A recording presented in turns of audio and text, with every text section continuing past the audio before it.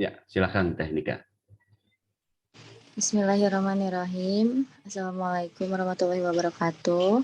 Waalaikumsalam warahmatullahi wabarakatuh. Maaf ya, di sini pinggir jalan jadi agak berisik gitu, suara motor, mobil lewat gitu. Ya, nggak apa-apa. Ya, pada sehat kan semuanya ya teman-teman? Alhamdulillah. Alhamdulillah. Oke, kali ini mari kita berdoa dulu bersama-sama. Untuk memulai persiapannya, kita lebih baik mengucapkan bismillah terlebih dahulu. Bismillahirrahmanirrahim. Oke, sekarang di presentasi bagian dari Teh Winda ya. Boleh persilakan untuk Teh Winda. Kita kasih aplaus teman-teman buat Teh Nika dan Teh Winda. Ya, semangat. Oke, baik. Langsung saja ya, Kang Tio dan ya, mangga, sok. Mangga. Menyaksikan.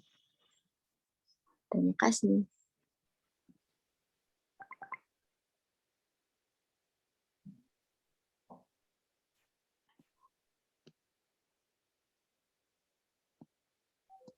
Tunggu ya. Mangga.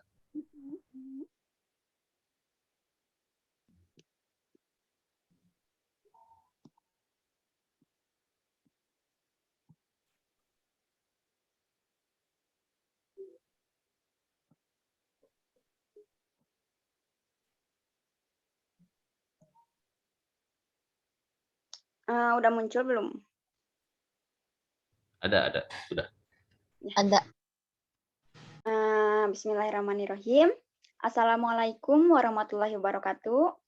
Waalaikumsalam warahmatullahi wabarakatuh. Pada hari ini saya akan memaparkan tentang buku yang telah saya baca, yaitu buku yang berjudul Filosofi Teras, karya Henry Manampiring. Buku Filosofi Teras ini membahas tentang filsafat Stoa yang berasal dari kota Athena pada masa Yunani 2300 tahun yang lalu. Nah, filsafat Stoa ini untuk versi Indonesianya biasa disebut dengan filosofi teras, yang merupakan panduan hidup bagi manusia pada masa kini. Di dalam buku ini, penulis menggunakan filsafat Stoa untuk menciptakan hidup yang lebih berarti di dalam hidup yang penuh distraksi. Nah, inti dari filosofi teras ini yaitu melatih kita untuk sadar penuh pada apa yang kita lakukan. Nah, kemudian tujuan dari filosofi teras ini yang pertama adalah hidup bebas dari emosi negatif seperti sedih, marah, cemburu, curiga, baper, dan lain-lain. Nah, hidup bebas dari emosi negatif ini tujuannya adalah agar mendapatkan hidup yang tentram. Ketentraman ini hanya bisa kita peroleh dengan memfokuskan diri pada hal-hal yang bisa kita kendalikan. Kemudian yang kedua adalah hidup mengasah kebajikan. Nah, ada 4 kebajikan utama menurut filosofi teras. Yang pertama adalah kebijaksanaan, yaitu kemampuan mengambil keputusan terbaik di dalam situasi apapun. Kemudian yang kedua adalah keadilan, yaitu memperlakukan orang lain dengan adil dan jujur. Kemudian ada keberanian, yaitu keberanian berbuat yang benar. Kemudian menahan diri seperti disiplin, kesederhanaan, kepantasan, dan kontrol diri. Nah, kemudian buku ini juga mengajarkan bahwa manusia itu harus hidup selaras dengan alam jika ingin hidup yang baik.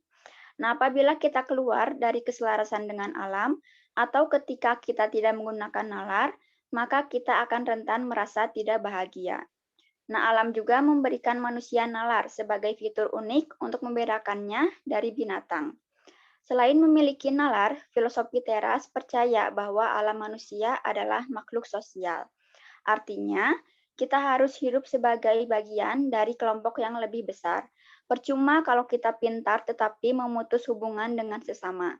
Nah, sebaliknya, percuma juga kalau kita aktif bersosialisasi tetapi tidak menggunakan nalar. Nah, jadi penggunaan nalar dan hidup bersosialisasi harus berjalan beriringan. Nah, kemudian di dalam filsafat Stoa juga ada hal-hal yang berada di bawah kendali kita, dan ada hal-hal yang tidak berada di bawah kendali kita. Nah, prinsip ini disebut juga dikotomi kendali. Nah, filsafat ini mengajarkan bahwa kebahagiaan hanya datang dari hal yang bisa kita kontrol atau yang berasal dari dalam diri kita sendiri.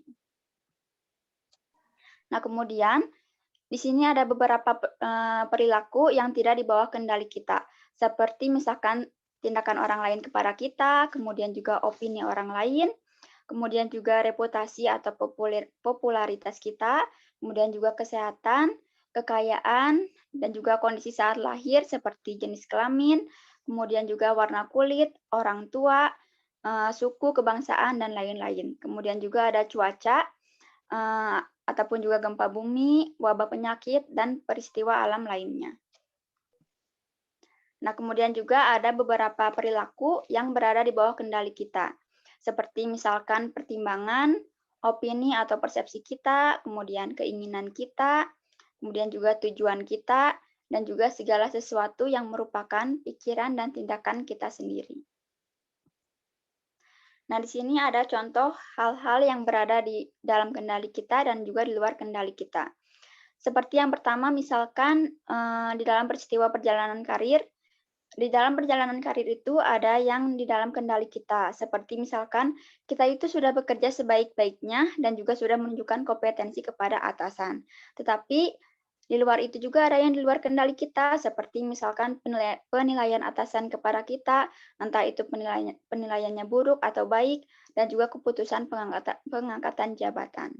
Kemudian pada peristiwa perlombaan, misalkan di dalam kendali kita itu, misalkan kita sudah berlatih dengan giat dan juga sudah mempersiapkan kesehatan. Tetapi ada juga yang di luar kendali kita, seperti misalkan performa lawan yang tidak bisa kita kendalikan, entah itu baik atau buruk, dan juga kondisi lapangan saat bertanding. Kemudian juga ada kesehatan. Nah, misalkan kita itu sudah olahraga dan sudah tidur yang cukup, tetapi ada juga yang di luar kendali kita, seperti misalkan apakah kita itu tetap sehat atau tidak sehat, ataupun juga kita misalkan mengalami kecelakaan dan juga salah diagnosis dokter. Kemudian di dalam berbisnis, ada juga yang di dalam kendali kita, seperti misalkan kita itu sudah profesional dalam berbisnis, kemudian juga kita sudah memberikan layanan terbaik kepada pelanggan, dan juga kita sudah menaati aturan dan membayar pajak. Tetapi di luar itu juga ada yang di luar kendali kita, seperti misalkan kesetiaan dan juga kepuasan pelanggan, entah itu pelanggan puas atau tidak terhadap bisnis kita, dan juga tentang perubahan aturan pemerintahan yang tidak bisa kita kendalikan.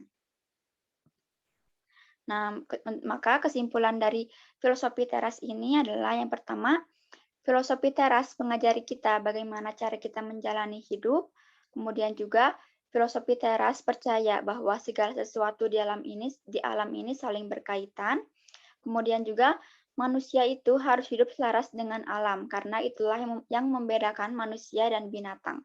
Kemudian, di dalam hidup ada hal yang berada di bawah kendali kita, dan ada hal yang tidak di bawah kendali kita. Nah, orang yang bijak adalah yang bisa mengenali kedua kategori ini dalam segala hal di dalam hidupnya.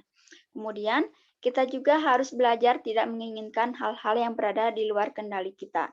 Karena segala hal yang berada di luar kendali kita tidak berpengaruh terhadap baik atau tidaknya hidup kita.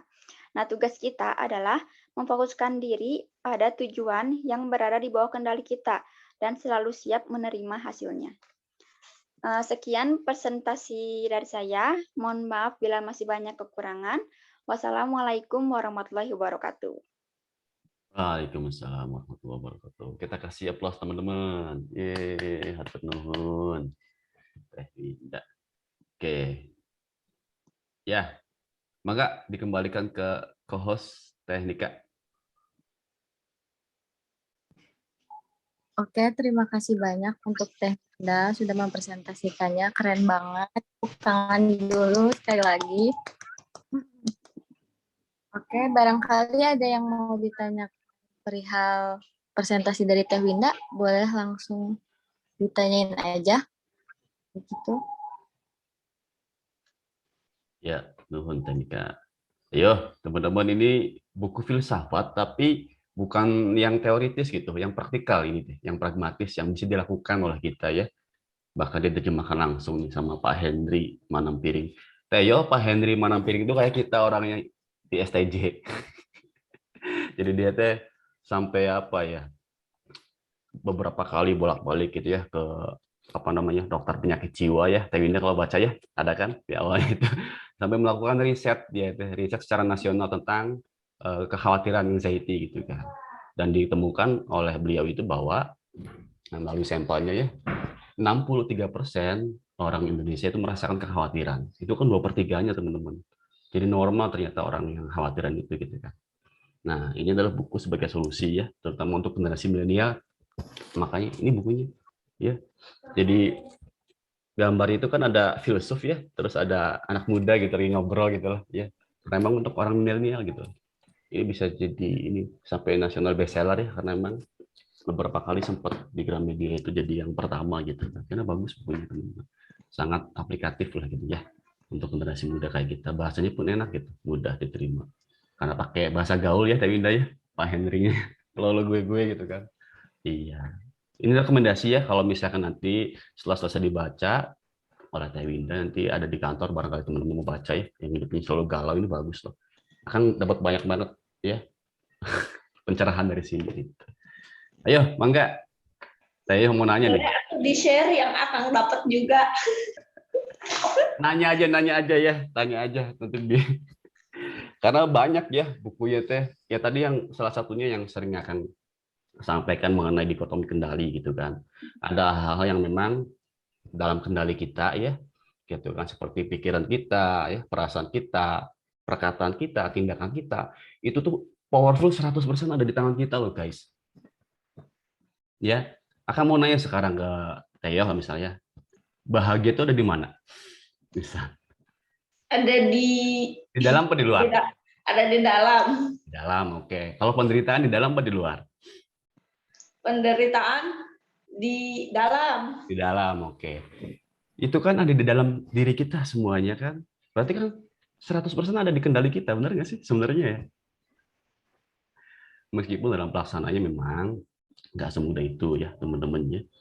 Nah, buku ini banyak mengajarkan kita tentang bagaimana memilih ya, ketika bahagia dan penderitaan itu adalah sesuatu yang bisa kita pilih ya. Dalam kondisi sulit pun kita akan belajar, bahasa kerennya teh terampil menderita gitu, bahasanya gitu. Ya. Jadi kita walaupun sedang menderita tapi bisa menikmati gitu, menderita itu. Ada contohnya di buku itu ya tentang, jadi ada anjing gitu ya, naik gerobak, bukan naik sih, anjing diikat lehernya gitu ya teman-teman, pakai tali, terus talinya dicantolin ke gerobak ya, ada di situ.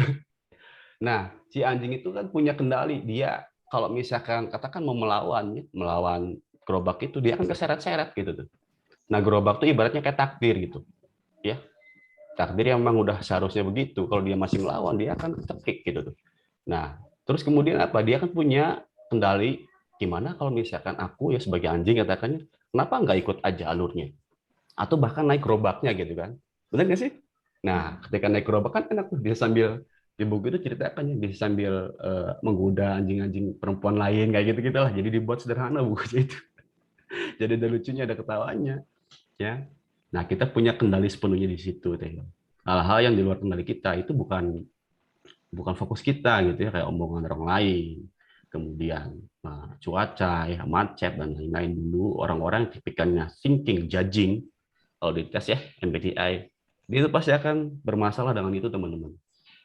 Ya, gitu kan. Wah, hal-hal yang di luar kontrol dia tuh stres gitu dia tuh.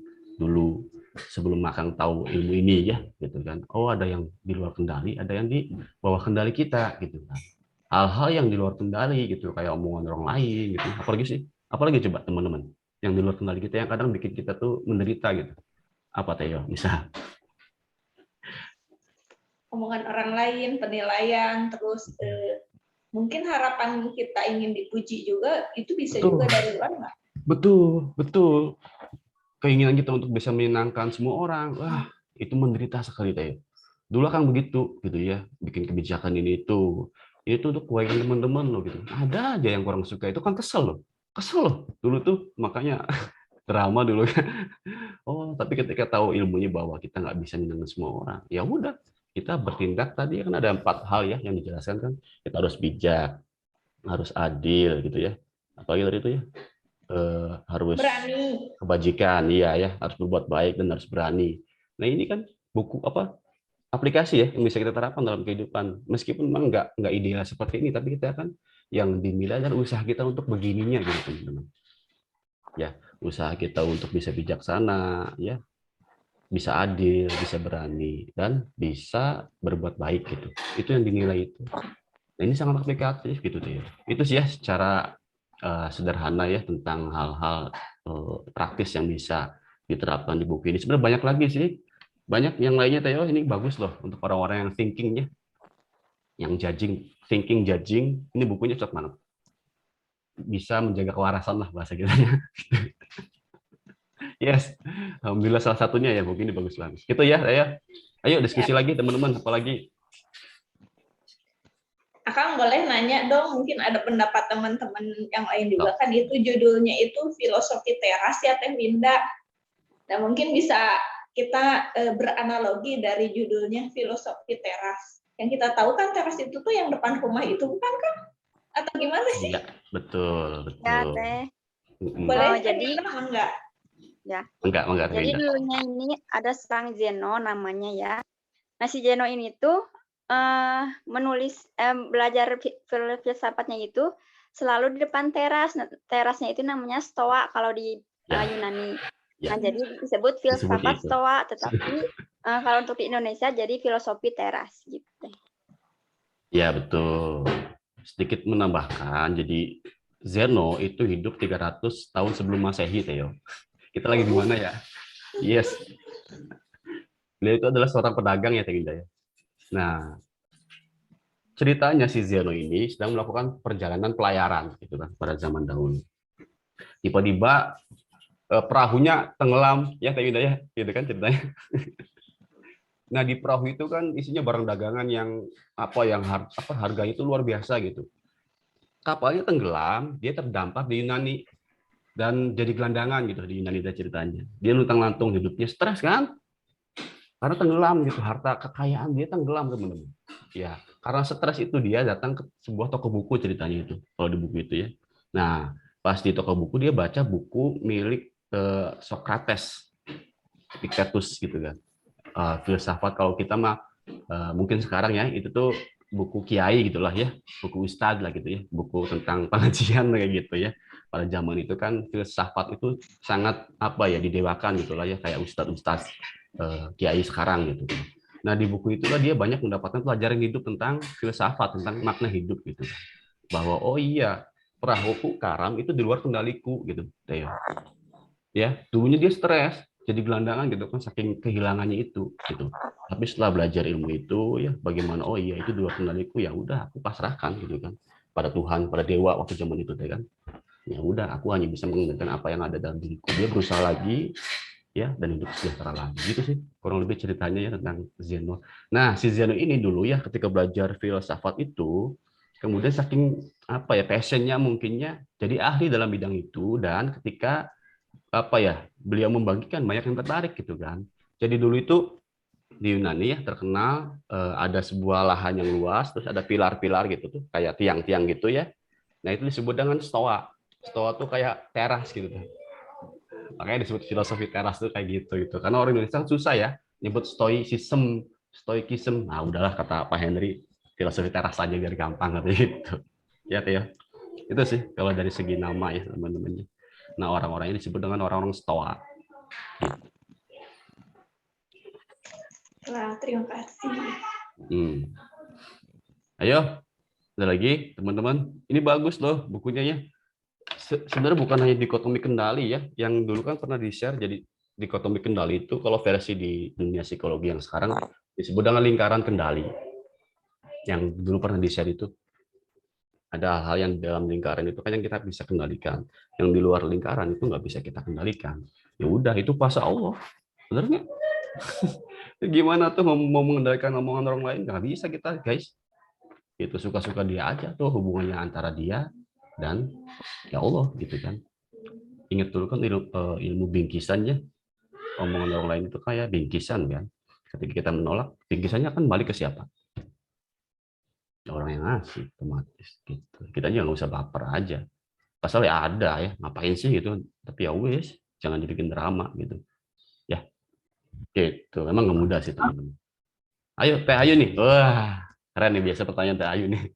Enggak, Teh Ayu. Enggak, aku baca sedikit doang sih di Google. Ada salah satu, katanya filosofi teras ini menekankan bahwa pikiran merupakan kekuatan utama diri. Di situ si filosofi ini mengajak untuk melakukan predication malorum, Oh ya. yaitu membayangkan hal buruk yang mungkin terjadi. Itu maksudnya gimana ya? Oke, bagus pertanyaan ini. Dari Teh Winda dulu, Teh Winda, gimana nih yang baca nih? Kalau menurut aku sih, jadi filosofi ini lebih ke praktikalnya, ke praktiknya gimana kita bisa mengendalikan emosi, kemudian juga kita harus selalu menghilangkan pikiran-pikiran yang tidak berada di bawah kendali kita, seperti kayak gitu. Ya, oke, betul. Gini, Teh Ayu, premeditation malorum itu ya yang didapat dari buku ini ya, saya ingat dulu itu adalah itu tuh ajaran dari ini Marcus Aurelius. Dia tuh kaisar Romawi ya yang sangat bijak gitu. Nah, beliau tuh gini ngasih tahu ke apa ya penganutnya gitu, umatnya ya, bahwa kita kadang ya harus menginstal sesuatu yang sifatnya itu negatif. Kayak gini contoh. Misal nih, hari ini Teh Winda mau presentasi gitu ya ceritanya kan. Nah, ini memang anti mainstream tapi bagus loh teman-teman. Jadi kalau kata Marcus Aurelius gitu ya. Nah, ke Teh Winda misalkan yang mau presentasi, bayangkan ketika presentasi kamu melakukan kesalahan. Kamu diketawain teman-temanmu. Ya. Terus apalagi misalkan yang ditakutkan ketika presentasi hilang ingatan gitu kan. Iya. Apalagi misalkan salah ngomong misalnya. Itu tuh harus dibayangkan kalau kata Marcus Aurelius ya. Tahu nggak fungsinya untuk apa? Ada yang tahu nggak kenapa harus seperti itu? Aku tahu kan. Ah, Tapi gimana? nggak tahu ini. Jadi kayak kan kita prediksi dulu nih hal-hal yang buruk. Yang aku sering kayak gitu sih, bahkan sampai ke bawah. Jadi aku nggak akan ngelakuin kesalahan itu gitu, karena kita udah memprediksinya. Kalau aku sih kayak gitu sih, Kang. Ya, betul. Salah satu itu. Salah duanya, ada lagi yang lain? Salah duanya, ketika memang terjadi yang seperti itu, so what? Gitu tuh. Ngerti nggak? Jadi kita udah ngalamin duluan. Katakan Teh Winda mau presentasi ya, ketika membayangkan nanti bisa jadi salah gitu. Wah, bisa jadi diketawain teman-teman, bisa jadi lupa dan lain-lain. Ketika terjadi dalam kenyataannya, karena udah dibayangkan sebelumnya, jadi biasa aja. Biasa kan imajinasi kita akan peristiwa itu yang membuat kita drama, bener nggak sih? Iya, jadi memang sih anti mainstream ya kalau Akang sendiri masih menganut teori positif gitu ya, gitu kan. Bahkan, tapi setelah baca buku ini, jadinya dikombinasikan ya teori positif dengan kepasrahan gitu. Ya, kalau Akang lebih ya oke membayangkan ini ya ketika mau presentasi misalnya kayak tadi kan mau jadi host aku bayangin dulu gitu kan. Gini apa yang mau obrolin. Kadang alamiah keluarnya, tapi dibayangkan dulu, oke lah kalau saya salah nggak apa-apa kok. Ya, kayak gitu tuh. Oke lah ketika aku presentasi misalkan ada yang lupa ya dan lain-lain lah kelucuan-kelucuan lainnya. Jadikan itu sebagai kelucuan dan proses kita belajar. Oke. Emang nggak mudah, tapi ya udah manusia gitu kan. So what? Dulu wah drama banget guys. Seriusan. Ya, nah si premeditation malorum itu adalah tadi ya. Jadi kita disuruh menginstal dulu hal-hal yang buruk yang terjadi, yang bisa jadi terjadi, agar apa? Ketika nanti terjadi ya nggak apa-apa. Jadi nggak terlalu khawatir gitu. Karena aku sudah membayangkan sebelumnya, bahkan mungkin merasakan mendramatisasi yang itu, dan ketika terjadi nggak jadi masalah. Itu sih ya, paham ya? Gitu ya, Ayu ya. Premeditation malorum itu kan. Ya, jadi tetap harus usaha sebagus mungkin. Tadi Teh Winda luar biasa ya. cuma persiapkannya gitu kan. Persiapan sebaik mungkin, presentasi apa adanya, ya serahkan hasilnya, itu kan di luar kendali kita. Benar kan? Kayak gitu Jadi sih. mengendalikan diri sih ya sama intinya. Dan pikiran maksudnya biar nggak terlalu overthinking. Betul. Betul. Gitu ya. Jadi cobain deh ya, jangan jadi teori ya teman-temannya ketika menghadapi apapun dalam kehidupannya.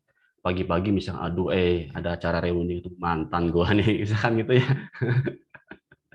Kalau misalnya ketemu mantan kan ada rasa bling-bling gimana gitu kan. Benar nggak sih? Iya, nggak apa-apa. Atau mau apapun ya, menghadapi apapun bisa apa contoh teman-teman. Misalkan ada hari yang kayaknya ini bakal kurang menyenangkan deh gitu hari ini. Nggak apa-apa, bayangin aja apa tuh hal yang kurang menyenangkannya gitu kan. Beter gitu kan. Terus ya udah, kalau emang kejadiannya mau seperti itu kehendak Allahnya ya kita harus hadapi. Gitu.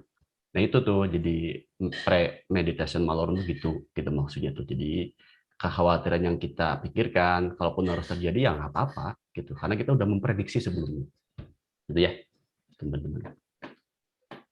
Oke, enggak ada barangkali ada yang menambahkan Pak Yoko deh, Pak Kiai. Gimana Pak Kiai? Ya, diem baik. Koko mana Koko nih? Hadir. Ya, Koko juga luar biasa baca bukunya. Kutu buku Koko tuh. Gimana kok? Apa? Tambahin kok. Stoa ya. Jadi lebih ke ini sih ya, lebih ke mengendalikan diri sendiri sih. Yang dibahas di Stoa ini lebih bagaimana kita mengendalikan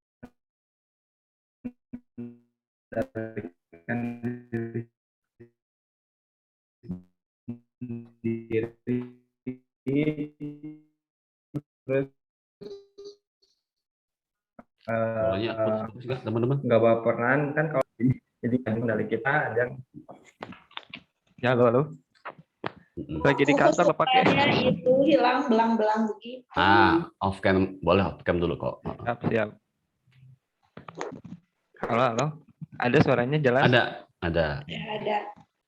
Nah ya itu sih yang Koko pelajari tentang filosofi teras itu bagaimana kita mengendalikan diri sendiri seperti itu. Jadi kita misahin nih mana yang di luar kendali kita, mana yang ada di dalam kendali kita. Kalau kata Kang Jom kan kita pegang remote-nya ya. Yes. Sepenuhnya ada di kita kok remote-nya itu. Ya remote-nya ada di kita gitu, mau kita negatif mau kita positif kan remote-nya di kita gitu. Apalagi kan dari tim sales itu kadang banyak banget nih yang di luar kendali kita, dari ekspedisi kah, dari mitra kah, gitu kan kita harus itu mah di luar kendali kita nggak bisa kendalikan gitu. Mau mereka marah-marah mau gimana juga nggak bisa kita kendalikan ya. Paling solusinya itu fokus ke diri sendiri aja, perbaiki diri, solusinya apa kayak gitu sih. Oke, nuhun Pak Koko. Ya, ilmu remote ya teman-teman nih sempat disinggung dulu pas diskusi sama Koko ya, karena sama semua manusia ada galaunya gitu teman-teman. Dulu Akang tuh memberikan remote Akang ke orang lain dulu tuh. Ada orang lain ngomong jelek, marah, kesel, ya gitu kan. Ada hal-hal yang biasanya nggak sesuai ekspektasi kita itu, kesel, marah dan lain-lain. Itu remote-nya di luar teman-teman. Ya, wah drama lah luar biasa dulu itu ya. Tapi setelah tahu bahwa oh iya, aku memegang 100% kendali. Ya, aku memilih 100% kendali karena remote-nya ada di aku ternyata. Gitu tuh, ya. Begitu ada orang lain yang ngomong kurang baik ke kita gitu. Itu kan di luar kendaliku ya, bodo amat dalam tanda kutip ya. Dulu Akang istilahnya I don't care dulu. Tapi setelah dapat ilmu baru ya dari salah seorang mbah gitu, mbah guru, jangan I don't care, bro. I don't mind. M-I-N-D. Beda katanya. Kalau I don't care kan kayak ya acuh gitu ya, kitanya itu ignorance gitu. Tapi kalau I don't mind, aku care, tapi aku nggak mau overthinking gitu. Ngerti nggak? Ada orang yang ngomong kurang baik tentang kita ya diterima nggak apa-apa, tapi dicari maknanya, pesannya apa nih gitu kan? Ya kalau benar ya kita jadi refleksi ya untuk perbaikan diri, tapi nggak terlalu masuk mind gitu. Makanya I don't mind. Aku memperbaiki diri, tapi nggak jadi overthinking, maksudnya gitu tuh. Ya, jadi I don't mind. Ingat sepenuhnya 100% remote controlnya ada di teman-teman ya. Ya, ingat kembali. Kalau ada cerita kan ibaratnya kita pegang remote nonton TV nih, nonton Netflix lah gitu ya. Lagi drama Korea ceritanya kan itu. Lagi bling-bling gitu. Ada drama yang nangis-nangis. Kita lagi nggak pengen nangis-nangis kan, tinggal ganti channel. Bener nggak? Aku lagi marah gitu ya. Emang nggak gampang sih teman-teman. Lagi kesel misalkan karena ada sesuatu yang nggak sesuai ekspektasi ya. Dulu mah didramatisir Kang tuh. Orang thinking judging gitu kan. Udah thinking pakai otak mikir memutuskan segala sesuatu, judging. Judging itu kan dia tuh harus sesuai gitu tuh. Segala sesuatu itu ya. Drama dulu tuh. Ya. Tapi oh iya ternyata remote-nya ada di aku gitu kan. 100%.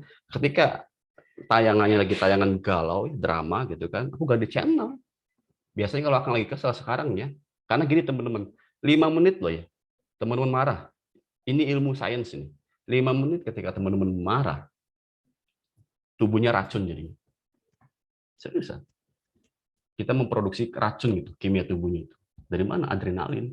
Adrenalin itu kan luar biasa ya. Fungsinya ya, ketika kita fight or fly gitu ya.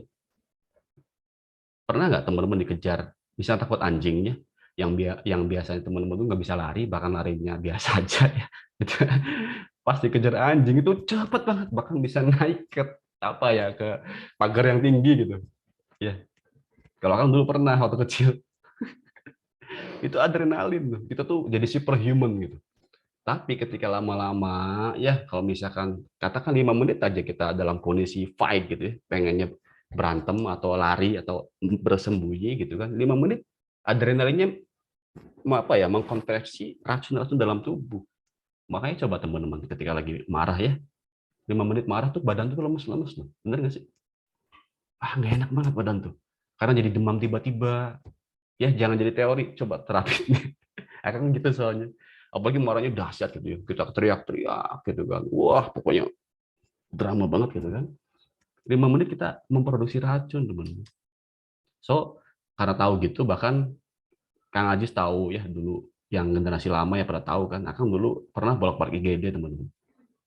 Gara-gara itu, overthinking gitu kan, anxiety disorder, kekhawatiran yang berlebihan terhadap hal-hal yang di luar kontrol kita.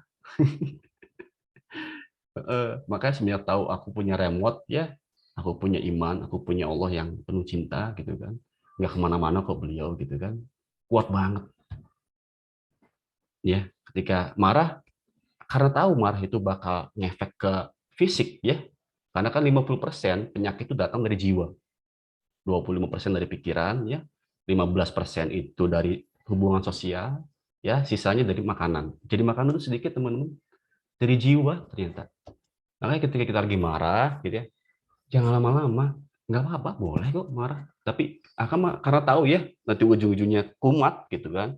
Makanya ketika marah gitu kan, ganti channel. Lagi ada nih yang bikin kesal gitu ya, entah anak atau istri dan lain-lain misalnya, ada aja kan dalam kehidupan. Akan tuh ganti channel, bisa nonton yang lucu-lucu ya. Kan ada tuh di IG gitu kan, atau IG Reels gitu ya, di TikTok, atau bisa kadang ya kalau lagi ngaji gitu, ada beberapa ustadz yang bagus itu kan ngaji tentang kesadaran jiwa dan lain spiritual dan lain-lain gitu ya, hal-hal yang ringan-ringan ya. Teman-teman misalkan punya hobi, bisa mengerjakan hobi ya, jangan jangan fokus ke itu karena setan tuh ngarahin kita ke situ terus loh guys, serius. Yuwaswisu fi sudurinas kan bahasanya Quran tuh, membisikkan segala sesuatu ke kita agar kita ragu, cemas, khawatir ya. Malaikat yang nunggunya malaikat Malik namanya. Malik itu ego, rasa keakuan gitu.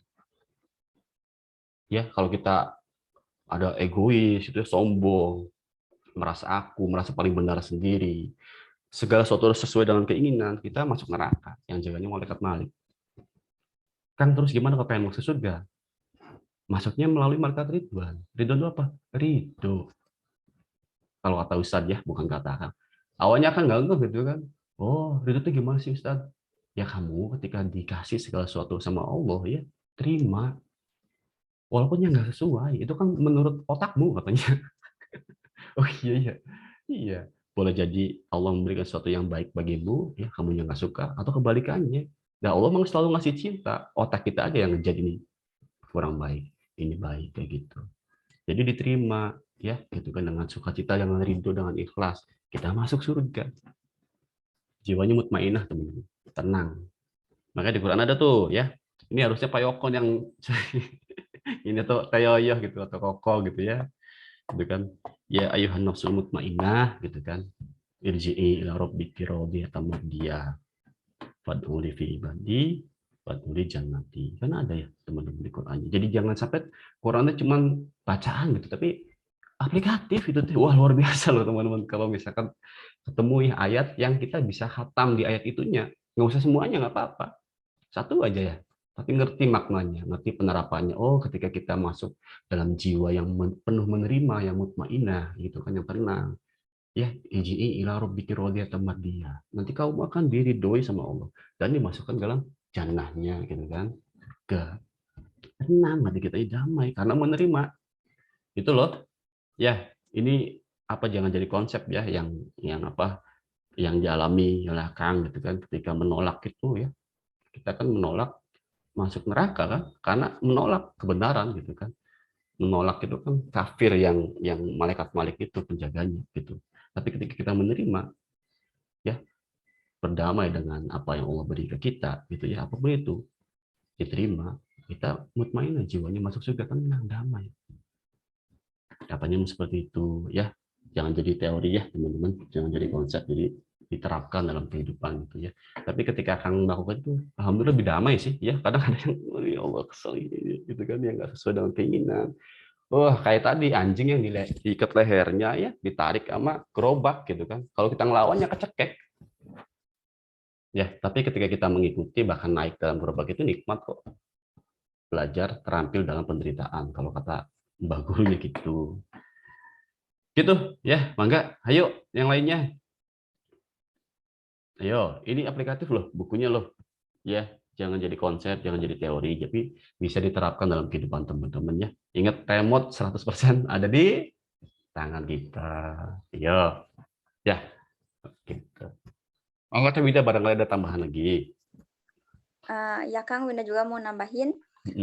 Kan ini tuh jadi kayak remote itu kendalinya di kita. Kayak misalkan Winda dulu pernah menghadapi sidang skripsi. Nah, Winda kan berpikiran bahwa, aduh gimana ya nanti pengujinya siapa, kemudian apakah presentasinya akan lancar, kemudian apakah laptopnya nanti akan bermasalah gitu. Tetapi yang di dalam kendali Winda itu, misalkan Winda udah menghafal dengan benar, kemudian juga sudah mempersiapkannya dengan benar, laptopnya sudah Winda cek sudah benar. Nah, pas hari sidang hanya ternyata berpikiran yang di luar kendali Winda itu ternyata ini semua apa sih namanya itu? Alhamdulillahnya berlancar dengan baik semua. Jadi hilang semua berpikiran negatif Winda itu. Jadi sesuai dengan yang berada di dalam kendali Winda gitu, Kang. Iya, betul sekali itu ya. Jadi Teh Winda udah melakukan sendiri teman-teman. Jadi ilmunya bukan teori ya, tapi kitanya lo melakukan jadi pengalamannya. Jadi enak nanti ceritanya. Akan kok panjang ceritanya gitu misalnya. Karena yang ngalamin gitu. Kita semua ngalamin kok. Ya, kita semua yang ngalamin gitu. Ya. Nah, ceritakan pengalaman teman-teman yang ada relevansinya dengan buku ini supaya apa? Supaya Kang dan teman-teman lain dapat inspirasi gitu. Karena kalian punya kok ya cerita-cerita lain yang bisa saling melengkapi gitu kan. Itu. Oke, biar ini nih Teh. Ada pertanyaan lagi? Kalau enggak akan nanya nih ke teman-teman. Biasa ya. Dapat apa? Jadi jangan sampai jadi teori. Karena sayang loh, acara yang kayak gini tuh nggak semua perusahaan ada. Dan Teteh ya mengamanahkan ke Kang Haji Koko gitu. Adanya acara seperti ini ya kita buat agar ya memperkaya pengetahuan gitu. Salah satu budaya perusahaan kan advance di kita itu. Nah ini ya jadi jangan hanya sebagai teori tapi bisa diterapkan dalam kehidupan teman-teman. Tuh. Ayo ada lagi yang mau nanya, yang mau ngasih apa namanya cerita tentang pengalaman sendiri boleh. Ya, masih ada nih Waktunya masih panjang loh untuk diskusinya loh. Kalau enggak akan nanya nih, biar keluar. Pakai mau ini dong. Boleh, boleh. Boleh Pak Koko. So. Filosofi teras ini tuh kayaknya lebih cocok untuk dipahami sama orang-orang yang judging ya, yang sifatnya melankolis gitu. Karena kalau sama orang sanguinis tuh kita emang udah biasa apa ya, menghadapi banyak apa ya, banyak yang tidak kita inginkan gitu. Kita malah kalau ada tantangan tuh menarik. Ya, oke. Ya, ya gimana orang-orang seperti kita, Bah? Abah tuh speaking judging kok. Oh, judging ya? Ini macam-macam. Di luarnya doang kok. Di luarnya doang ketawa. Di luar doang ya bagus. Tapi di belakangnya masih sendiri gitu. Plastiknya hebat, Bah. Iya. Itu teh palsu kok kalau saya bercanda teh kok. Kayak Kang Vidi ya? Iya kok. Nanti bagus pertanyaannya. Mangga Pak Ajis barangkali. Iris kok hatinya kok. Gimana katanya Pak Ajis tuh? Kayak orang-orang segmen Katia ya. Gimana tuh? Kan kok mau nanya, apakah buku filosofi teras ini hanya cocok bagi orang-orang singing judging gitu? Gitu. Apakah bagi orang feeling misalkan? Enggak juga orang... sih. Mangga Pak Ajis. Terus? Kalau buku kan apa ya, bukan sebuah resep ya, kalau menurut aku sih. Jadi emang sebagai pengetahuan juga, kadang kita juga kan punya kesel, semua orang punya kesel ya, punya ekspektasi kayak gitu, semua orang pasti punya ekspektasi gitu. Nah, si buku teras ini aku juga belum baca detail sih, buku teras cuma ngikutin si Om Henry-nya aja sih di Twitter gitu. Emang buat lebih apa sih, lebih mengetahui kita tuh supaya ngontrol ekspektasi kita supaya nggak berlebihan kayak gitu. Jadi kalau memang ekspektasi kita berlebihan, ujung-ujungnya bakal sakit hati kayak gitu. Nah, dijelaskan secara teori berdasarkan keilmuan beliau, penelitian beliau di Yunani itu ya, Yunani dan beberapa teori lainnya kayak gitu sih. Intinya sih kan gitu kan ya. Semua orang pasti punya ekspektasi lah ya. Betul. Walaupun yang apa sih yang levelnya happy banget, misalnya kayak si Arya gitu, pasti dia punya ekspektasi gitu kan. Ekspektasi pengen deadline-nya tepat, nikah semuanya. Ketika deadline-nya nggak tercapai pasti kesel semuanya kan.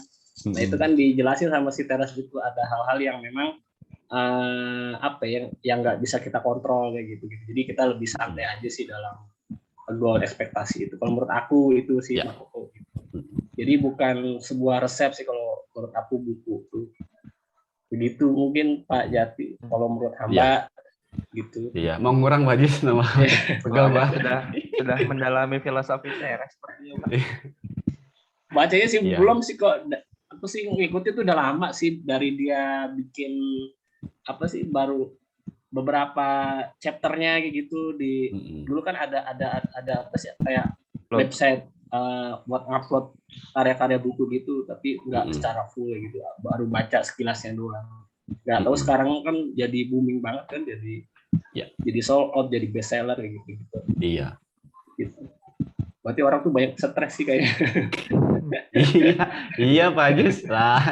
Kan zaman sekarang pengen cepet bahas apa-apa. Iya, pengen cepet. Apalagi hidup di Jakarta kan ya.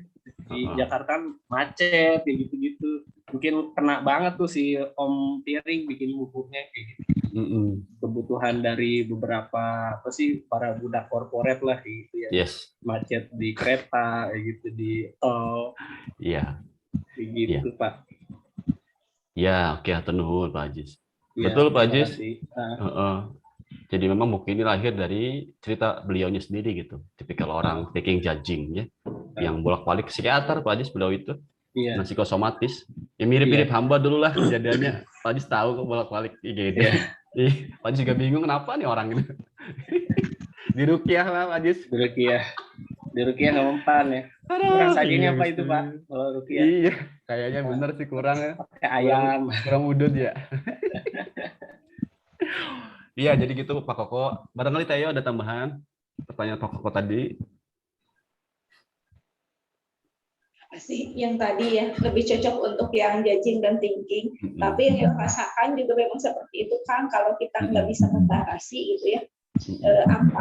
hal-hal yang tidak bisa kita kendalikan, itu pikiran, stres, pokoknya mah jadi unproduktif aja gitu kan. Memang kita harus bisa menentukan batasan mana yang bisa kita kendalikan, mana yang memang harus kita terima gitu, belajar untuk menerima. Betul tuh.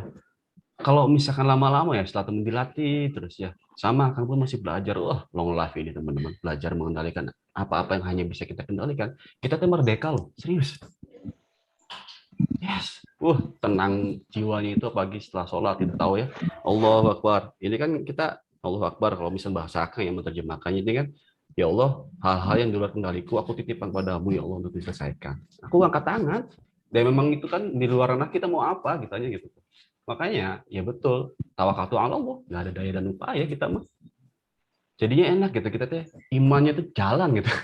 Karena cuma iman inilah yang membuat salah satu cara gitu ya, yang membuat aku tuh tetap tenang, damai itu iman teman.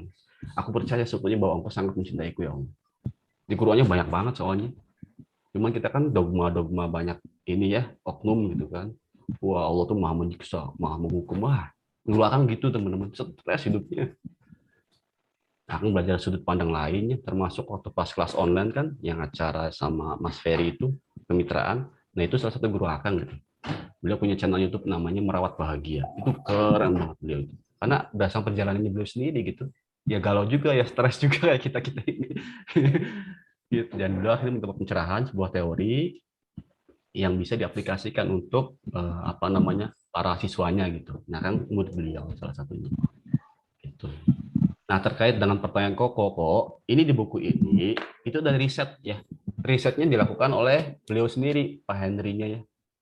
Jadi ya tadi yang disampaikan di awal bahwa beliau itu melakukan riset, ada di namanya ini, riset kegalauan nasional gitu namanya. Voting ya. Wawancara kok sama ada Wawancara, kuesioner. Iya. Nah di ini kan ada tuh galau nasional namanya. Voting mah agen PPC. Iya. RND. Iya, tuh survei khawatir nasional. Masalah khawatir bukan masalah di pikiran aja. Jadi bukan di pikiran aja, feeling itu lebih dalam loh. Orang feeling itu. Ya, ini 63% dari responden di seluruh Indonesia, beliau tuh 3.900 orangan gitu ya yang ikut wawancaranya, yang ikut riset. Ini bukan katanya ya, beliau melakukan riset. 2/3 dari penduduk Indonesia itu galau. Jadi bukan orang thinking aja kok, tanya deh orang-orang feeling. Karena orang feelingan lebih dalam dia tuh. Kalau misalkan galau itu dalam banget gitu. Kalau orang thinkingan hanya di permukaan sebenarnya. Tapi ketika udah masuk ke hati itu dalam juga sama. Ya, jadi bukan karena thinking atau feelingnya, bukan karena perceiving atau judgingnya, bukan. Setiap orang seperti yang disampaikan dulu ya di tes MBTI, dia tuh misal nih kayak Kang Teh Yoyo, Kang Ajis itu kan ISTJ, ESTJ. STJ itu kan kelas berat kalau pikiran masalah aturan harus sesuai, ekspektasi harus sesuai ya. Pokoknya harus sesuai SOP lah, harus standar gitu kan. Tapi itu kan hanya kecenderungan, teman-teman. Karena kami pun punya feeling loh.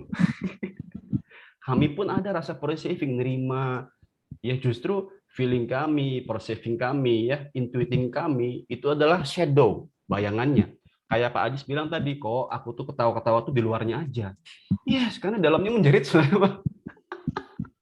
Ya kan Pak Ajis? Iya Pak Koko, menjerit sebenarnya. Lihat Koko. Gua mulu. Canda ya kok. Gitu. Makanya di teori psikologi MBTI itu ada shadow. Shadow itu adalah lawannya gitu. Kalau orang ISTJ, lawannya kembali kan ENFP. Nah, makanya dulu pernah diceritakan kan bahwa istri Akang tuh ya ENFP lawannya banget gitu. Ini kan jadi seru. Kayak punya musuh tapi jadinya partner gitu. Karena aku nggak punya apa yang dia punya, dia pun sama. Jadi balance. Ya, rata-rata begitu loh. Cobain deh dulu kan pernah dites kan. Koko sama istrinya begitu, Kang Vidi sama Teteh sama berlawanan kebanyakan itu. Termasuk teman Akangnya Kang Rizky sama istrinya berlawanan persis kayak gitu. Aneh tapi nyata. Ini panjang ya pembahasannya kalau masalah ini. Ini baik lagi ya bahwa semua orang buku ini cocok bagi semua orang ya. Itu hanya memang kecenderungannya mana. Emang bagi orang yang thinking judging ini lebih cocok sih ya gitu. Tapi bukan berarti nggak cocok buat orang feeling perceiving gitu. Cocok juga ya. Itu ya Pak Koko. Siap. Ini ada pertanyaan dari Teh Tia. Oh iya. Akang mau nanya, pernah gak sih sebelum melakukan sesuatu kita overthinking duluan? Takut apa yang kita lakukan itu nggak sesuai ekspektasi mereka. Terus cara ngurangin pikiran itu gimana? Ini Pak Ajis, Bu Yoyo nih. Gimana? Bu Yoyo deh, Bu Yoyo. Apa sih? Yang tadi pertanyaan Teh Tia. Ini Teh Tia orang thinking judging ya. Kita senasib. Ya sama ya, juga suka berpikiran tuh berlebihan seperti itu ya. Cuma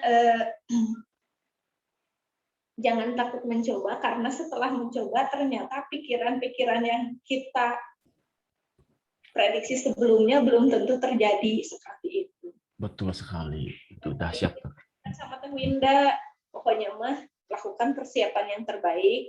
Apa yang bisa kita lakukan untuk mengantisipasi hal-hal yang tidak diinginkan itu, selebihnya ya sudah, berjalan aja. Tuh. Dan jangan terlalu mengharapkan respon orang lain itu baik kepada kita. Itu paling Kang. Ya, betul. Keren banget Theo ya. Keberanian teman-teman. Ya, nambahin dikit ini dari respon tadi Theo ya, Tia gitu. Teman-teman sebenarnya orang feeling perceiving pun ada, tapi nggak dominan, mereka lebih enjoy. Ya. Ketika misalnya kayak ini kan mau presentasi gitu ya, kalau misal udah overthinking duluan ya.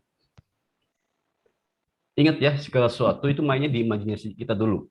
Makanya tadi kata Marcus Aurelius ya, di salah satu quotes-nya ya, yang ditanyakan TAUT ya, kan ada premeditation malorum namanya itu. Jadi nggak apa-apa loh, kita bayangin dulu ya hal-hal yang nggak sesuai dengan ekspektasi kita gitu. Makanya awalnya Akang tuh, kayaknya nggak cocok dengan tipikal orang-orang thinking gitu ya. Karena makin dibayangin makin serem kan, benar nggak sih?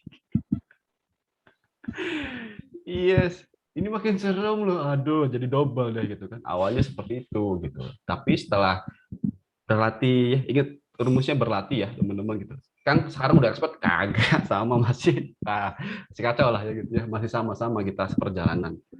Tapi dengan sering berlatih ya, yang tadinya overthinking itu ya kita jadikan ya tadi ya hal-hal yang memang bisa membuat kita tuh lebih siap dulu gitu. Kita bisa memprediksi hal-hal yang nggak sesuai dengan keinginan kita. Jadi ketika terjadi ya nggak apa-apa. Ya gitu tuh.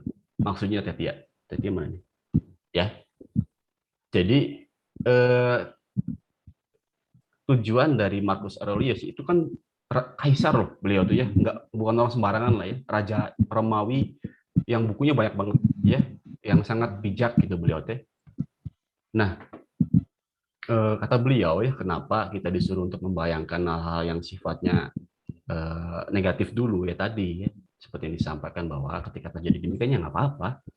Dan betul kata Theo ya, berani, karena sebagian besar nih ya, kalau berdasarkan pengalaman mungkin Theo nanti Kang Ajis ya teman-teman bisa jadi ngasih apa namanya yang berbeda, tapi sebagian besar 90% kekhawatiran kita nggak terjadi. Amati deh. Yes, makanya betul kata Theo, action aja gitu tuh. Kalau misalkan tadi ya kayak Akal tuh mau presentasi misalkan, nanti hari Rabu kan jadi host tuh ya acara kemitraan kan. Deg-degannya udah dari sekarang nih, bahkan dari beberapa hari yang lalu. Udah ada gimana? Ada loh. Gitu. Tapi karena ya wis lah gitu ya, kita sama-sama belajar menerapkan bahwa ya bayangan-bayangan itu ada gitu. Yuwaswisu visudurinas kan yang membisikkan keraguan ya. Nanti gimana loh, nanti gimana loh, nanti gimana loh. Makanya betul kata Theo, persiapan aja. Di persiapannya harus matang. Karena persiapan itu yang membuat kita pede.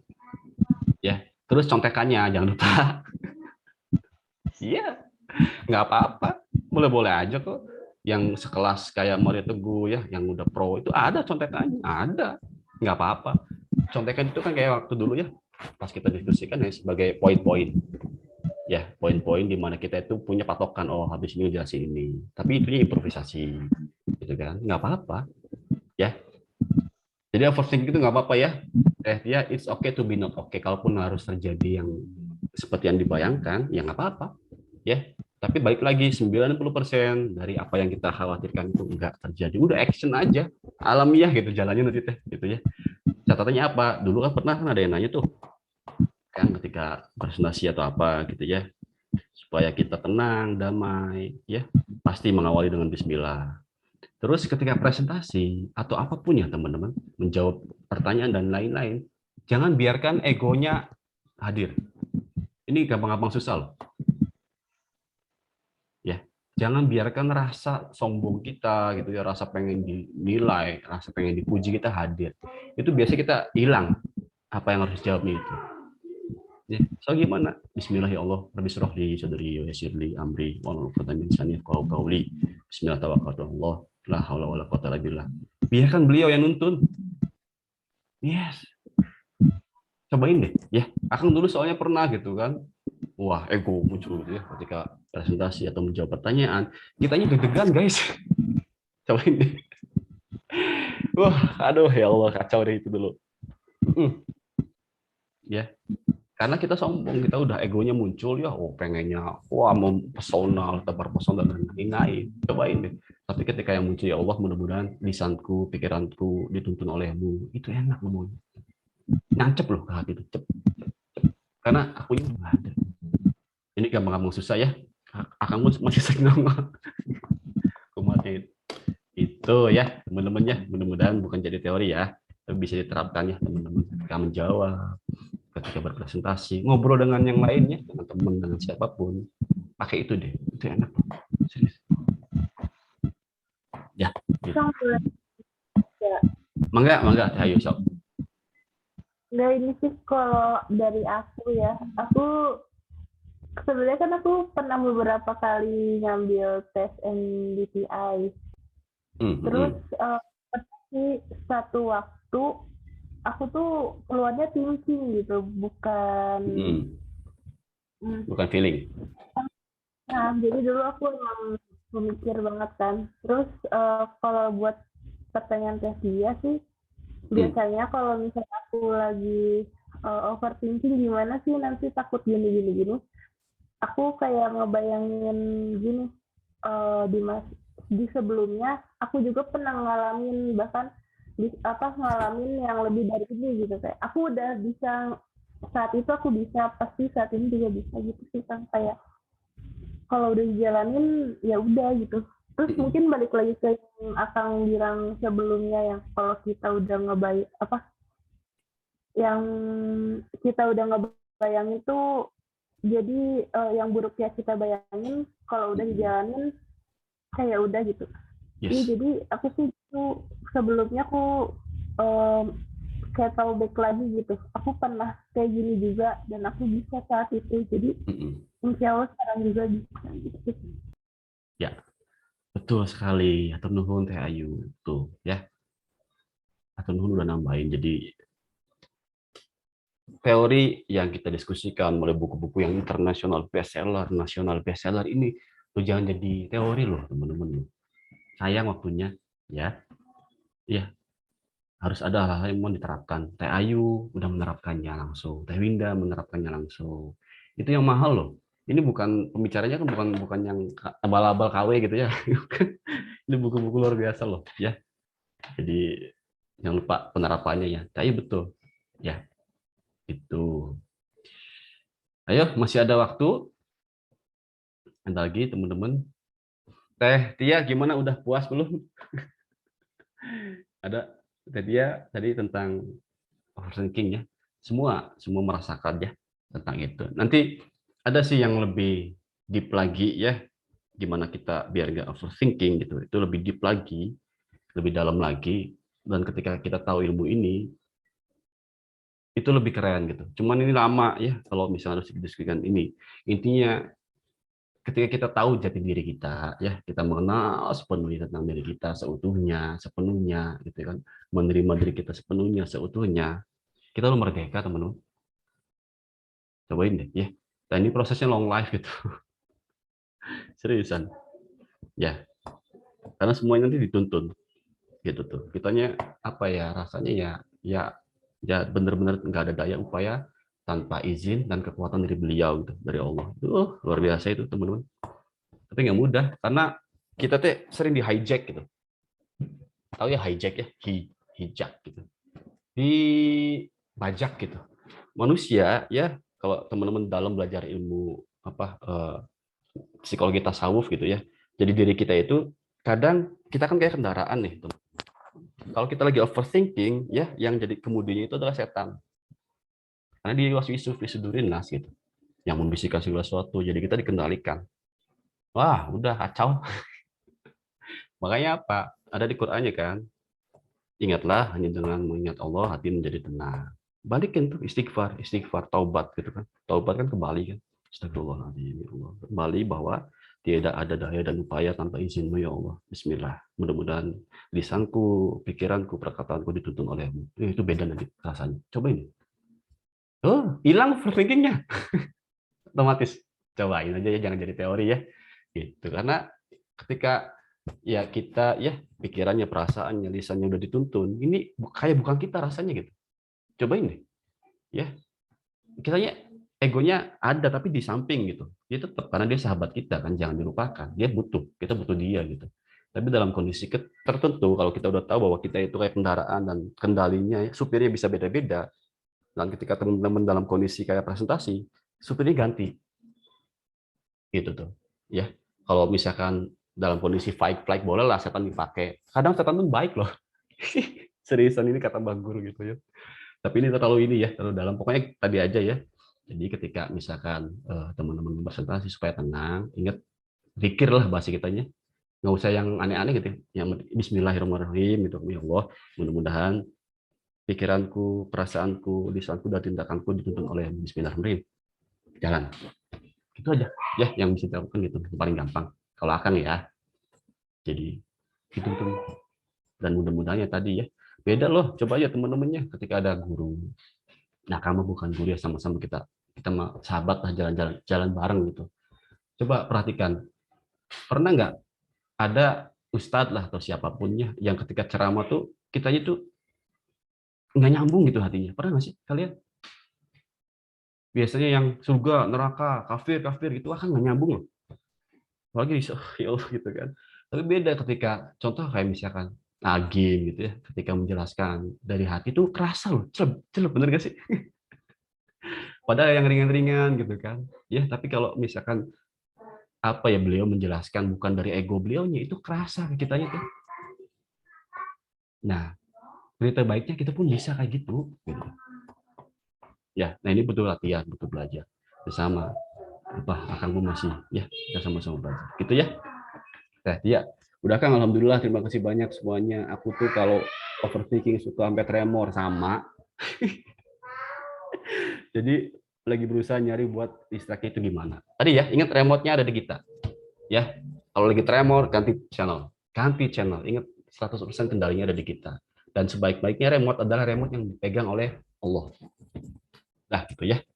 Serahkan semuanya ke Allah. Tenang gitu. Bismillah, la haula wala quwwata illa billah lah. Gitu. Gitu.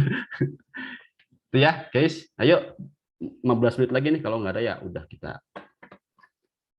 Kalau nggak ada lagi akan nanya nih, dapat apa nih? Biasa perwakilan. Atau ada pertanyaan lagi, Teo? Barangkali mau nambahin, Pak Ajis, Kang Febi, ya. Tarita juga luar biasa, beliau itu. Tarita tuh diem-diem itu bagus. Beliau banyak yang bisa di-share nih. Ayo Tarita, boleh dong berbagi ke kita gimana kalau misalkan Tarita mengalami kejadian yang di luar ekspektasi gitu. Dan dapat apa ya dari buku ini gitu Tarita, mangga. Gimana Kang? Ya misalnya Tarita ada kejadian yang bikin galau gitu ya ceritanya teh, yang nggak sesuai dengan harapan dari Tarita, itu biasanya Tarita kayak gimana, itu satu. Yang kedua, dapat apa nih dari buku ini yang mesti diterapkan? Harus dapat kalau yang kita mau. Cuman ya, kalau misalkan kita lagi kumat gitu, kayak ngejalanin sesuatu lagi mulai terasa lagi. yang ngalihin pikiran dulu aja gimana gitu. Ganti channel ya, benar ya? Cuman kalau misalkan lagi nggak bisa dihadapin ya mau gimana, kita harus ada di lubang itu gitu, nggak bisa kita menghindar terus dari kayak masalah itu. Yes, betul. Iya.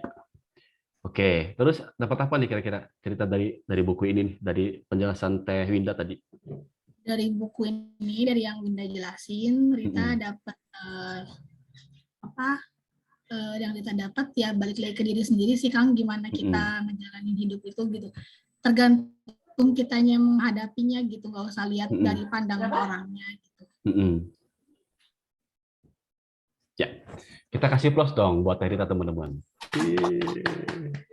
Betul ya teman-teman. Tadi akan ini loh menarik ya dari Rita tuh, kalau misalnya ada sesuatu yang nggak sesuai dengan keinginan kita, ya kita berusaha berdamai dalam tanda kutip ya. Kemudian ketika sesuatu itu nggak bisa dirubah lagi, ya udah mau gimana kita harus terima, itu keren loh. Ya kalau di buku ini namanya amor fati namanya itu. Teh Winda mungkin baca ya, amor fati istilahnya itu. Amor tuh cinta ya, makanya kan ada amor apa gitu ya, bahasa apa itu yang bahasa Yunani ya. Fati itu kebenaran gitu atau takdir. Ya, amor fati itu ya mencintai takdir gitu. Ya. Segala sesuatu kadang ya yang memang nggak sesuai dengan keinginan kita yang datang dan nggak bisa dirubah, ya udah terima gitu tuh. Contoh kan apa? Waktu Akang dulu ya ketika kepulangan ibu gitu ya, itu wah luar biasa, itu kehilangan yang luar biasa itu. Akang baru nggak ya bahwa oh iya kita bisa mati ya ketika ibu pulang teman-teman. Ya Allah gitu kan. Itu kan bayangin ya yang biasa kita ngobrol gitu kan. Seketika kok kemana gitu. Wah, dramanya luar biasa kan. Oh, ya itu penerapannya amor fati mencintai takdir gitu, bahwa segala sesuatu yang sudah ditetapkan Allah itu pasti baik. Itu dengan cinta semuanya tuh. Dan nggak ada yang mati kok. Ya, hidup tapi di dimensi yang berbeda dan suatu saat kita akan pasti akan ketemu lagi. Nanti reunian kan. Ya, dengan semua saudara-saudara kita, keluarga kita, kakek nenek buyut dan lain-lain gitu. Ya. Jadi amor fati menerima segala sesuatu ketetapan Allah dengan ridho, dengan sukacita. Supaya apa? Ya ketika kita ridho, ingat malaikatnya ridhoannya, kita dimasuk ke dalam jannah beliau. Tenang, damai, gitu kan. Intinya peace ya. Jadi bukan lagi senang loh, teman-teman itu bahagia loh. Senang tuh beda loh. Kita kata guru ya, salah seorang mbak guru gitu. Bro, bahagia dan senang tuh beda. Ada yang tahu nggak bedanya apa? Karena yang dicari kita kan senang loh, bukan bahagia. Ayo, ada yang tahu nggak bahagia sama senang apa? Masih 12 menit lagi nih. Apa bedanya? Pleasure dan inner joyful. Joyful. Teh Ayu, gimana Teh Ayu? Nggak mungkin kalau Nggak apa-apa, nggak apa-apa. Nggak ada yang salah, nggak ada yang benar di sini. Kita namanya belajar, sama-sama belajar. Gimana Teh Ayu? perasaannya kayak ringan, terus flow juga. Ya. Kalau digambarkan mungkin kayak peace gitu, cuma bahagia gitu, cuma pokoknya senang-senang. Tapi kalau senang itu kayak ya udah dia di saat itu senang gitu. Yang nanti bisa hilang gitu senangnya kalau senang. Yes. Iya betul. Kita kasih upload Teh Ayu nih, keren nih. Bagus ya beliau ya. Berarti beliau pernah menderita ya. Karena mencari kebahagiaan gitu kan. Iya, kayak gitu ya. Ada lagi nih dari para senior, apa bedanya bahagia dan senang? Ayo. Ini bukan uji ya, kita diskusi lah karena masing-masing betul jawabannya itu. Ya, jadi teman-teman dulu akan sama nyari kebahagiaan, tapi ternyata bahagia yang dicari itu kesenangan, bukan kebahagiaan, guys. Betul kata Teh Ayu bahwa kesenangan itu sifatnya sementara. Contoh, misalnya menikah ya, gitu kan. Sebelum menikah kan bawa bayangannya luar biasa, gitu ya, indah lah, pokoknya dunia serasa milik berdua kan. Yang lainnya ngontrak kan. Iya, tapi setelah dijalani kok bukan cuman senangnya, tapi ada sedihnya gitu. Ya yang udah nikah kan tahu ya. Berarti ini bukan bahagia gitu tuh. Ini senang, tapi ya nggak apa-apa ya, gitu kan. Jadi bahagia itu apa? Ya, bahagia itu ya kalau menurut pemahaman masih terbatas ini, dia itu beyond gitu, transcendence kalau bahasa guru ya, Mbah Guru itu, melampaui suka duka gitu, melampaui senang dan sedih. Karena dia tunggal gitu kan, bentuknya itu blissful kalau bahasa Inggrisnya ya. Apa ya? Karena rasa ya susah ya dijelasin ya. Gitu. Dan dia abadi rasanya itu. Hanya kita tuh kadang muncul, kadang hilang, kadang muncul, kadang hilang karena tertutup oleh jasad ini katanya gitu. Ya, karena kan kita makhluk spiritual yang sedang dibungkus jasad. Gitu. Ya. Nah, ketika pulang nanti baru akan merasakan yang disebut surga itu gitu. Itu bahagia abadi di situ ketika nggak lagi berjasa katanya teman-teman. Tapi kita bisa nyicipin kalau kata guru mah ya. Nah, pun kamu udah pernah belum ngerasain bahagia? Nggak tahu. Rasanya senang doang sih emang. Ya, makanya di Quran dijelasin kan bahwa rasa surga itu luar biasa gitu. Ya, ya hanya yang sudah ke sana ya. Yang kita mah ya udah nyicipin aja rasa-rasanya dan untuk senang itu dan sementara nggak apa-apa ya gitu. Ada sih yang lebih dalam dari itu tapi panjang ya. Intinya mah senang dan bahagia bedakan ya. Gitu kan. Bahagia adalah rasa yang lebih dalam dari itu. Rasa yang apa ya? Kalau nyicipinnya teman-teman pernah nggak sih ada orang yang katakan yang minta tolong gitu ya, minta tolong ke teman-teman dia tuh butuh banget, ya entah pengemis atau saudara atau keluarga yang dia benar-benar butuh, minta tolong ke teman-teman, katakan minjem uang misalnya 1 juta misalnya, dia tuh untuk pengobatan misalnya karena dia apa ya sakit lah misalnya atau anaknya sakit atau keluarganya sakit, pas kita ngasih dia itu sampai berlinang air mata ya dan benar-benar kasih banget ya gitu, rasain itu cara kita mencicipi kata kata guru itu rasanya itu ya rasa peduli kita gitu kan rasa care kita ke orang lain yang benar-benar membutuhkan itu tuh rasa surga itu baru sedikit banget gitu ya katanya begitu tapi alam sih akan kurang paham sih mengenai itu ya cuman kata bagus gitu rasanya katanya gitu bro oh gitu ya ya gitu guys oke. Ya, ayo kita 8 menit lagi. Kalau nggak ada ya udah nanti disimpulkan sama Teh Winda, sama Teh Tia ya. Kita lanjut ke diskusi dan lain-lain. Ya, ayo, mangga ada lagi?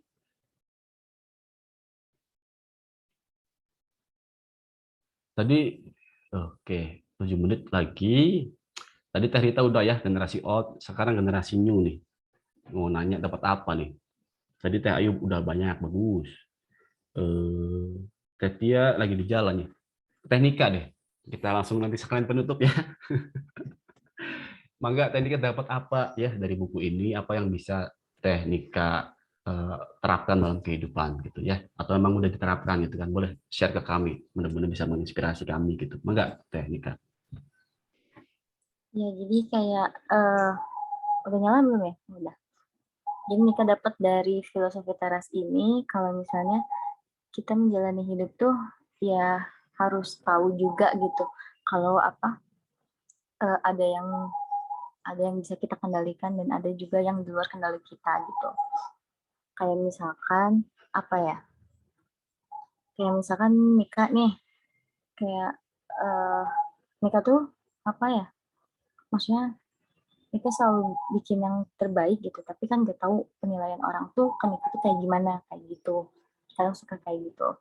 Terus kayak ya hidup tuh selalu belajar gitu, harus selalu belajar dan apa ya, ya cara menjalani hidup tuh beda-beda. Cuman kalau Nika sendiri sih orangnya selalu kayak jalanin karena nggak bisa gitu kita apa ya ada masalah terus kita loncatin gitu. Pasti kan kalau ada masalah kita harus dijalanin apapun yang terjadi ya harus apa ya harus bisa gitu. Meskipun kita nggak bisa gitu. Oh, terus apa ya? Banyak sih yang di luar kendali kita gitu.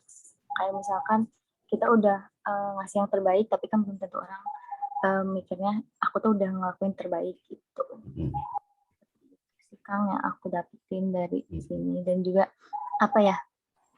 Terus kalau misalkan ada orang yang lagi overthink nih, kadang mereka tuh suka nggak tahu salah, nggak tahu benar ya, kayak pengen apa ya, pengen kayak enggak, misalkan kayak Teh Tia nih suka overthink gitu. Kadang mereka tuh kayak, jangan, enggak kayak gitu. Pokoknya kayak positifin gitu loh. Itu. Bagus nggak sih gitu? Ya. Kalau kayak gitu tuh. Ya. Oke. Itu drama abadi kok. Ya, pertentangan antara orang feeling dan thinking selalu begitu. Atau orang feeling, orang perceiving, kamu lebay amat sih, gitu kan. Yes, selalu begitu soalnya. Bagi orang thinking dan judging, kamu kok nggak care sih, gitu. Yes. Iya, nggak apa-apa. Ya saling melengkapinya di situ, gitu. Ya, itu akan jadi kisah abadi kalian ya. Para tipikal kepribadian yang berbeda dan saling melengkapi jadinya. Jadi balance jadinya. Ya, yang satunya ada bodo amat, satunya ada yang keras kepala gitu. Jadinya tengah-tengah. Makanya biasanya ada orang kayak Akang yang sama Kang Rizky NFP, Akang ISTJ, kebalikannya, jadinya sahabat. Cobain deh, biasanya kalau teman-teman punya sahabat ya, itu biasanya berkebalikan. Istri Akang dengan Akang pun kebalikannya, jadinya nyambung. Saling melengkapi gitu. Bedanya ada, tapi saling melengkapi. Cobain aja tes ya. Biasanya gitu, karena di tes ke istri Kang Vidi sama. Kang Haji sama istri, Koko sama istri sama, kayak gitu. Ya, tapi bisa jadi mungkin ada yang berbeda ya, nggak apa-apa. Kayak gitu. Ya, hatur nuhun, Danika. Bagus, ini akan sampai miring-miring gitu tuh. Lihatnya karena miring ini ya. Kenapa? Oh, ini miring gitu? Miring nggak sih? Miringnya? Apa cuma dia akan miring ya? Miring ya? Miring sama ini juga. Miring. Sorry. Nah, kalau gini enggak tuh. Gini enggak ya? Oke, udah nggak apa-apa. Ya, oke. Sebagai penutup catatan kaki ya teman-teman. Bukan yang paling pinter, nggak disclaimer ya. Kita sama-sama sahabat seperjalanan jiwa gitu kan. Jadi ternyata setelah panjang lebar nyali pencerahan, bukan ini sih ya, masih belajar gitu ya. Nyari jalan keluar, ternyata mentoknya ya itu nyari jalannya ke dalam. Ya, nggak ada di luar jawabannya, ternyata di dalam diri kita. Karena Allah nggak kemana-mana kan. Ketika Allah ngomong sama Nabi Musa ya, ada ceritanya kan. Nah, di Quran tuh. Nabi Muhammad ya. Wahai Nabi, ketika ada yang bertanya tentangku, jawablah bahwa aku dekat.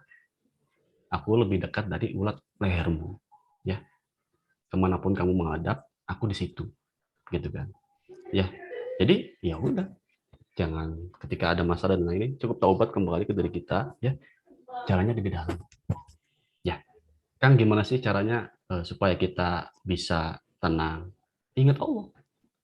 Ya, ini akan bukan kapasitas Akang sebenarnya ya, teman-teman gitu. Akang hanya berjalan lah ya, sama-sama berjalan. Harusnya Teyoyo atau Pak Koko, Pak Yoko yang ngomong ini. Ini mah apa ya, sama-sama ya kita belajar gitu. Tapi jawabannya di dalam gitu. Ya, yang usah jauh-jauhnya, di dalam aja. Ya, ingat Master Ogwe kan? Yang akan cerita itu kemana-mana beliau selalu bawa apa? Ada tahu Master Ogwe? Master Ogwe, ada yang tahu nggak Master Ogwe siapa? Ninja kura-kura itu bukan? Iya, ninja kura-kura itu ya. Jadi Akang bahkan sampai apa ya, background laptop Akang itu diganti sama Master Ogwe. Ya, karena ingetin Akang gitu ke diri Akang sendiri bahwa kamu tuh harus begitu gitu tuh. Ya, kamu tuh harus jadi kayak kura-kura. Kura-kura tuh tenang, slow gitu tuh, nggak buru-buru, dia tenang, damai gitu kan. Ya, terus kemana-mana dia bawa tempurung kan, rumahnya. Kalau ada masalah, dia bukan keluar loh. Masa ada nggak kura-kura? Ketika ada masalah dia keluar dari tangkarnya kan nggak ada, nggak lucu juga kan. Kayak begitu dia ada masalah dia selalu ke dalam. Cuk. Ya, kita pun kalau lagi ada masalah jangan nyari keluar tapi ke dalam. Ya, mengasih ketenangan bahwa ya Allah, Engkau Maha Welas Asih, Maha Rahman Rahim, Maha penuh cinta gitu kan. Aku iman ya Allah, aku percaya sepenuhnya bahwa hal-hal yang di luar kendaliku aku pasrahkan sepenuhnya padamu. Ya, aku hanya bisa mengendalikan apa yang ada dalam kendaliku. Itu pun dengan izin Bismillah ya. Tenang loh. Cobain ya, jangan jadi teorinya nanti ya ketika ada kegalauan dalam hidup. Oke, itu ya teman-teman ya. Jangan lupakan masalah gue. Ya, teman-teman semua mudah-mudahan bermanfaat ya sharing kita hari ini. Mangga dikembalikan ke Teh Nika. Oke, tadi presentasinya keren banget dan juga pertanyaan-pertanyaan yang udah berpartisipasi. Semuanya keren. Tepuk tangan dulu untuk Ya, semuanya. alhamdulillah hatur nuhun Teh Winda, Teh Nika, teman-teman semua ya. Hatur nuhun. Ya, sekarang ya kita belajarlah cara hidup tenang, tentram kayak gitu. Selanjutnya Nika kembali terima kasih banyak. Sekarang Nika tutup mengucapkan alhamdulillahirabbil alamin. Alhamdulillahirabbil alamin. Iya, terima kasih untuk semuanya dan Nika kembalikan ke Kang Tio untuk rapat selanjutnya. Ya, Terima alhamdulillah. kasih. Hatur nuhun. Hatur nuhun Teh Nika, Teh Winda. Kita kasih aplaus lagi dong sekali lagi teman-teman. Ini luar biasa loh. Ya. Hatur nuhun.